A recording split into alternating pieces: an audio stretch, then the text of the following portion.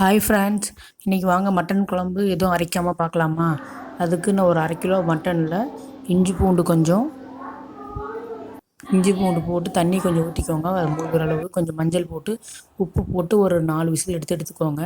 Next அடுத்து ஒரு மண் சட்டி எடுத்துக்கலாம். அதில் எண்ணெய் காஞ்சதும் நல்லெண்ணெய் ஊற்றிக்கிறேன். நல்லெண்ணெய் செய்யலைங்க, டேஸ்ட்டு சூப்பராக இருக்கும். இப்போ தேவையான பொருட்கள்லாம் பார்க்கலாம் பாருங்கள். சீரகம், பெருஞ்சீரகம், பட்டை, லவங்கம், சோம்பு, பெரிய வெங்காயம், தக்காளிலாம் எடுத்து வச்சுக்கலாம். இப்போ தாளிக்கிறதுக்கு பாருங்கள்.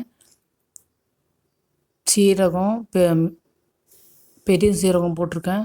அடுத்து 2 கிராம்பு, ஏலக்காய் போட்டு நல்லா வணக்கிக்கோங்க. இது நல்லா வணங்கணும். வெங்காயம் நான் ஒரு பெரிய வெங்காயம் ஒரு 3 அறுத்து வச்சுருக்கேன், அதை போட்டுக்கோங்க. நம்ம இன்றைக்கி அரைக்காமல் செய்ய போகிறோம் மசாலா. ஸோ அதனால் பெரிய வெங்காயம் அதிகமாக போட்டுக்கோங்க, குவான்டிட்டி வரும். பெரிய வெங்காயம் நல்லா வணக்கிக்கோங்க, நல்லா வணங்கட்டும். கல் உப்பு போட்டிங்கன்னா கொஞ்சம் சீக்கிரமாக நல்லா வணங்கும். கல் உப்பு போட்டு நல்லா வணக்கிக்கோங்க. பாருங்கள், இந்த மாதிரி நல்லா வணங்கணும். நல்லா வணக்கிக்கோங்க.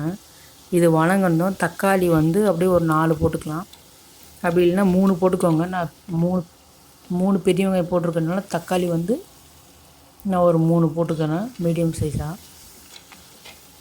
வெங்காயம் நல்லா வணங்கினதுக்கப்புறமா தக்காளி போடுங்க. நான் ஆல்ரெடி இஞ்சி பூண்டு பேஸ்ட்டு அதில் வேக வைக்கும் போது கொஞ்சம் போட்டனால இப்போ இதில் 1 ஸ்பூன் போட்டுக்கிறேன். ஃப்ரெஷ்ஷாக அரைச்சிக்கோங்க இஞ்சி பூண்டு, அப்போ தான் டேஸ்ட் சூப்பராக இருக்கும். போட்டு இதையும் நல்லா வணக்கிக்கோங்க.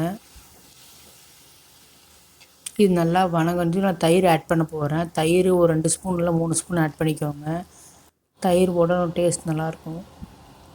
இப்போ மசாலா ஆட் பண்ணிக்கலாம். மிளகாய் தூள் நான் ஒரு 2 ஸ்பூனு, தனியாத்தூள் நான் ஒரு 4 ஸ்பூன் ஆட் பண்ணிக்க போகிறேன். நம்மளுக்கு கிரேவி வேணும் இல்லை சரி. தனியாத்தூள் 2 போட்டுக்கோங்க. இது மட்டன் மசாலான்னு ஒன்று ஒரு கடையில் கிடைக்கும், ஆச்சி மட்டன் மசாலா இல்லைனா சக்தி மட்டன் மசாலான்ட்டு. நீங்கள் எது கிடைச்சாலுமே இதில் ஒரு 2 ஸ்பூனில் 1 ஸ்பூன் போட்டுக்கோங்க. இதுலேயே கொஞ்சம் காரம் இருக்கும், அதனால் காரத்துக்கு தகுந்த மாதிரி அட்ஜஸ்ட் பண்ணி போட்டுக்கோங்க. உங்களுக்கு கிரேவி வர அளவுக்கு கொஞ்சம் போட்டுக்கோங்க. இப்போ தண்ணி ஊற்றிக்கலாம். தண்ணி ஊற்றி கொஞ்சம் நல்லா அந்த கிரேவி நல்லா இதாகட்டும். கிரேவி நல்லா சுண்டட்டும். இப்போ நான் கறி ஒரு 4 விசில் கொடுத்தே வேக வச்சு எடுத்து வச்சுருக்கேன். அது இது கொஞ்சம் வணங்கினதுக்கு அப்புறமா ஆட் பண்ணிக்கலாம். இதோடு நீங்கள் மிளகு கொஞ்சம் போடணும். மிளகும் கொஞ்சம் ஆட் பண்ணிக்கோங்க. மிளகு தூள் இருந்தாலும் சரி, இல்லை முழு மிளகு இருந்தாலும் நீங்கள் அப்படியே ஆட் பண்ணிக்கலாம். இப்போ பாருங்கள், குழம்பு நல்லா கொதிச்சு. இப்போ நான் வேக வச்சுருக்க மட்டனை இதில் ஆட் பண்ணிக்கிறேன். குழம்பு நல்லா கொதிச்சதையும் நான் கொத்தமல்லி, புதினா 2த்தையும் போட்டு இறக்கிக்கிறேன். இது சப்பாத்திக்கு சூப்பரான சைட் டிஷ்ஷாக இருக்கும். ட்ரை பண்ணி பாருங்கள். எதுவும் அரைக்காமல் நல்லாயிருக்கும் இந்த குழம்பு. சப்பாத்திக்கு, இட்லி, தோசைக்கு சூப்பராக இருக்கும். எல்லாம் நீங்களும் ட்ரை பண்ணிவிட்டு எப்படி இருக்குன்னு சொல்லுங்கள். நல்லாயிருக்கும்.